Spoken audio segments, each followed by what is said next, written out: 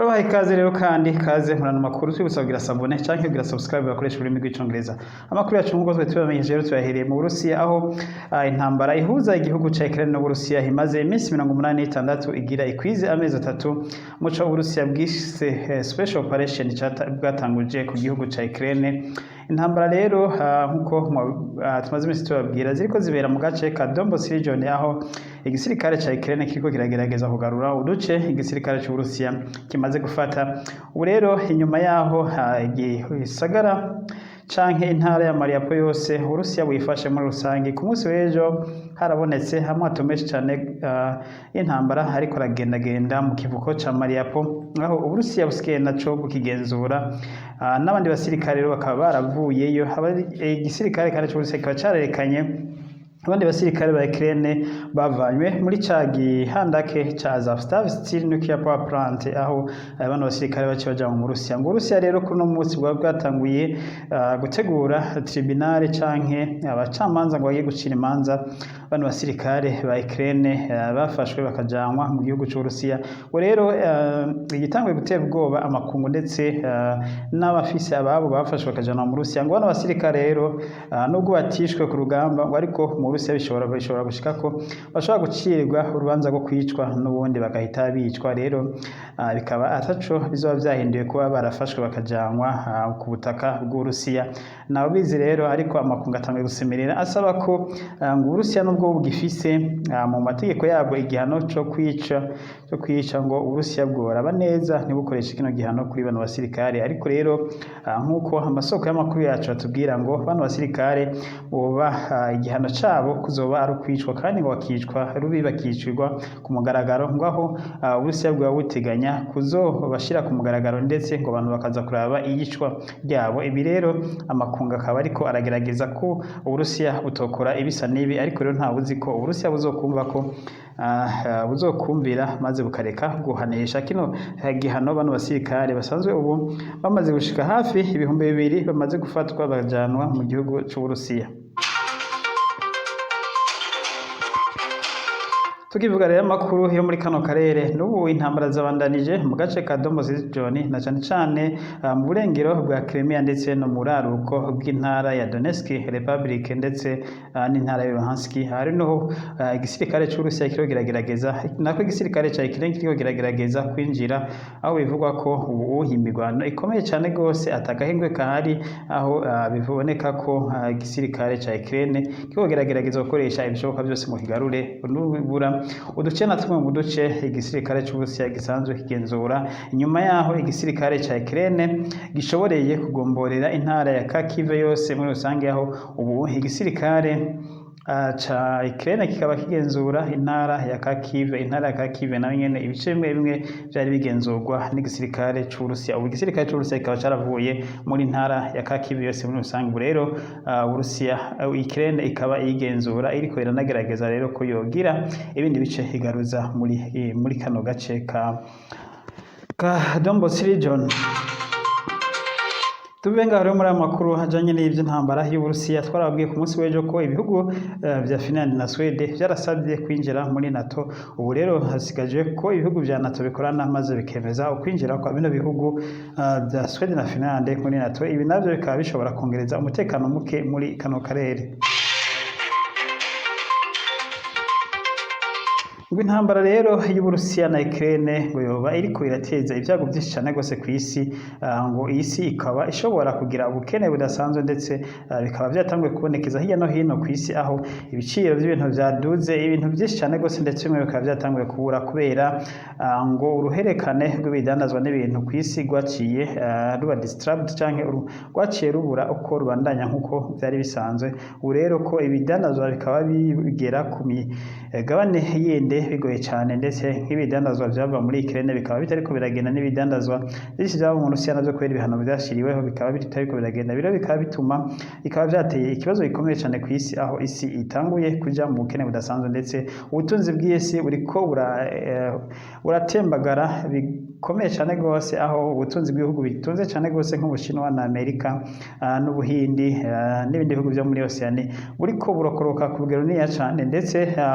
igihugu kiriko ubutunzi bwaco burakoroka ku rugero niya cyane rwose n'igihugu ca Amerika aho igihugu ca Amerika muri uyu mwaka nyine kimaze mu stock market kimaze gutakaza nibura ngo amatiriyoni zishika 7 ndetse n'ibifungurwa vy'ibanze muri Amerika bikaba bitanguye gukena ibi rero bikaba bitegwa cyane rwose ku isi igihugu cya Amerika gitangura gukena imfungurwa musanzwe muzi ubuhangange n'ubukomezi bw'igihugu cya Amerika muri Amerika rero ibifungurwa bimaze gukena mu maduka ya Amerika n'ifungurwa bisanzwe by'abana no kuvuga nko amata y'abana n'ibindi dukoresho twose abana bafungura nk'ibintu bijyanye n'ibiskuti by'abana ibindi byo mu bwoko bwose ubuyi n'ibikoma mu kinyarwanda ibi rero byatangiye kubura amasitoke yo muri Amerika ndetse ibi byatumye perezida wa Amerika Joe Biden akoresha declaration y'itegeko gihuta cyane aho yategetse ko igisirikare cya Amerika gihabwa mandate yo kuza kurondera bino bifungurwa aho biri hose ku isi maze bikabigura maze bikabizana muri Amerika aho muri Amerika ngo bivuga ko ubu kuronka imfungurwa z'abana mu supermarché bigoye cyane gose supermarché asigaye agaragara rero Amerika perezida Biden yavuze ngo ndazi umubabaro w'abavyeyi bafise ko babura imfungurwa z'abana ngo nk'umuvyeyi ndetse ngo nkaba na sekuru w'abana ngo bindabizi cyane gose umuvyeyi abuze ifungurwa by'umwana ingene bibabaje cyane gose rero mantanze itegeko ku gisirikare ko igisirikare gikoresha itegeko ryacu rikiha uburenganzira kugura ibintu byose gikeneye ariho hose ku isi ndetse kikaba ngo kigahabwa priorite ya mbere kurusha undi muguzi wese aba abikeneye ngo rero igisirikare turagihaye uburenganzira bwo gukoresha iryo tegeko maze igende kirondere mu mahinguro yose ku isi asanzwe akora bino bifungurwa by'abana dukeneye maze kibizane mu itegeko rero riha uburenganzira igisirikare cya Amerika kugenda ku mahinguro yari yose ku isi hari bukagura ibicuruzwa bushatse imbere y'abandi baguzi bose basanzwe babigura urumva rero iyi tegeko risohotse Amerika irikoresha nko gukandamiza abandi bantu bose mu biraje kuko rino tegeko ngo ryemerera igisirikare cya Amerika kugura bino bifungurwa ariho hose imbere y'abandi bantu bose baba basanzwe babirindiriye niba hari abandi bantu mu masosiyete yarasanzwe abihereza bino bifungurwa bacabanza kurindira igisirikare cya Amerika ikabanza kugura igisirikare cya Amerika rero ngo kizobigura kice kibijana muri Amerika kibikwiragize mu masupermarché asanzwe abidandaza ibi navyo rero n'ubundi abashinga bakavuga ko bishobora gutwara amezi abiri rero n'ubundi muri Amerika bashobora gusafaringa kuba babuze bino bifungurwa by'abana ibi rero mumva ko ahisi igeze ko ari ibintu bikomeye cyane gose ubutunzi bw'isi buriko burageramirwa cyane gose ndetse mu higaniro twagize ejo tuzobandanya dukora biboneka ko isi mu myaka iri imbere nko mu myaka 30 kuba kuri isi bizoba bigoye cyane gose kurusha indi myaka yose yabayeho mu gihe atacokogwa tukivuga nyene ibijanye n'inzara iriko iraduka iriko iratera isi yose aho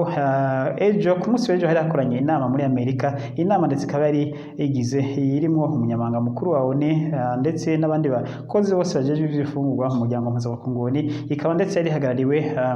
na sekreteri wa Leta Zunze Ubumwe za Amerika John Blinken akaba rero muri kino biganiro bagiranye barabiye hamwe cyane ivyikiza gikomeye cyane gose c'inzara igomba gutera ku isi aho bivugwa ko abantu hafi umuriyaridi n'ibihumbi n'imiliyoni 500 kuri iyi si ko mu myaka 2 iri imbere bashobora kubura ibifungurwa ndetse ibihugu bimwe bisanzwe bikunda guterwa n'inzara abantu bakaba benshi bazopfa bivuye ku nzara murumva ko niba ivyo bitigiri byose bavugwa atagikozwe ko isi igeramiwe rero umunyamabanga mukuru wa ONU akaba yasavye ko bukwirengagiza ivy'intambara iri kwirahuza Uburusiya na Ukraine bagasaba aho yasavye mu majambo yavuze ati turabizi ko Uburusiya na Ukraine buri mu ntambara ariko turasavye Uburusiya ndetse na Ukraine ko Uburusiya bwo kwemera Ukraine ikarekura ingano ifise mu biko bwazo zigasubira gutangwa ku isi aho zahora zitangwaho umunyamabanga mukuru wa ONU yamenyesheje ko mu bubiko bw'igihugu ca Ukraine gifise ingano nibura ngo zingana n'amatoni miliyoni 22. Izi ngano rero zikaba zahora zikwiragiza isi yose nayo ikazikoramo ibindi byose basanzwe bahingura mu ngano, yaba zifungura uko canke yaba zikora mu mikate. Iyo bikaba ngo byose ahiriza ko inzara igabanuka ku isi mu gihe zino ngano za Ukraine zosohoka. Igihugu c'Uburusiya naco kikaba casabwe kandi ko corekura umwavu gifise mu bubiko bwaco kugira ngo utangwe ku isi maze abahora bawukoresha mu kurima bawuronke, ngo kugira ngo barabe ko isi itoja mu kaga gakomeye cyane k'inzara. Tubibutse ko igihugu ca Ukraine gisanzwe cimbura ingano nyinshi cyane gose ku isi, ndetse igihugu c'Uburusiya naco kikaba gikora umwavu mwinshi cyane gose ku isi kurusha ibindi bihugu. Rero bino bihugu rero bibiri niho tuvuga ko isi itari ifise kubaho bigoye cyane gose, aho rero ngo igihugu c'Uburusiya kigomba kurekura umwavu, bikaba muri inama bagisavye ko ndetse n'ibindi bihugu vyagishiriyeho ibihano ko vyokorosha kugira ngo umwavu w'Uburusiya utangwe ukwire ushike aho hose ugomba kugera ku bawushaka bose ku isi. Ndetse bakaba banasavye ikoko n'ingano za Ukraine nazo zorekurwa zigakwiragira ku isi zikagera aho zagomba kugera nk'uko byari bisanzwe imbere y'intambara, ngo ataruko naho inzara igiye guhitana abantu benshi ku isi kurusha ariko bapfa mu ntambara zo hirya no hino. Tukiri ngaha muri Amerika tuvuga ubutunzi bwako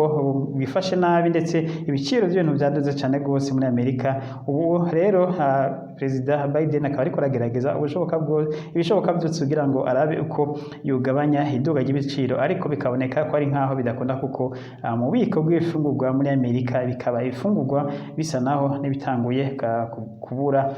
nk'uko mwavyumvise muri iyi nkuru twavuze ko ubu